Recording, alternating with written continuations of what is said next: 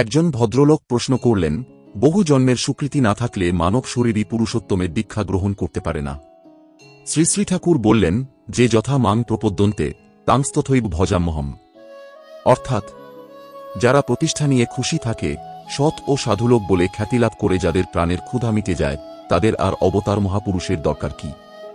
তাকে পেতে অনেকখানি স্বীকৃতি লাগে।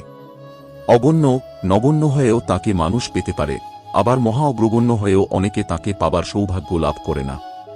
হিনমন্য অহং তাকে ধরার পথে অন্তরায় সৃষ্টি করে। দুই রকম আমি আছে, এক ছোট আমি আর বড় আমি। ছোট আমি নিজের অহমিকা নিয়ে মত্ত হয়, আর বড় আমি ইষ্ট কৃষ্টি ও পিতৃপুরুষের মহান ঐতিহ্যে নিজেকে গৌরবান্বিত মনে করেও তার সঙ্গে সঙ্গতি বজায় রেখে চলতে চায়। বড় আমি যাদের, তারাই অবতার মহাপুরুষকে ধরে থাকে প্রায়শ। তারা যদি অতি সাধারণ হয়, তারাই একদিন দুনিয়ায় অসাধারণ হয়ে ওঠে। যীশু খ্রিস্টের 12 জন জেলেমালো শিষ্য সারা দুনিয়া কাঁপিয়ে দিল। তৎকালীন কত খ্যাতিমান লোককে মানুষ ভুলে গেছে, কিন্তু ভুলতে পারেনি এদের। অন্যান্য অবতার মহাপুরুষদের পার্শ্বদের সম্বন্ধেও একটা খাটে।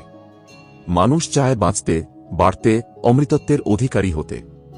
এই চাহিদা যাকে দিয়ে যতখানি পূরণ হয়, সেই তার কাছে তত প্রিয় ও পূজ্য হয়ে ওঠে। ওই চাহিদার খোরাক নিয়ে আসেন অবতার মহাপুরুষরা।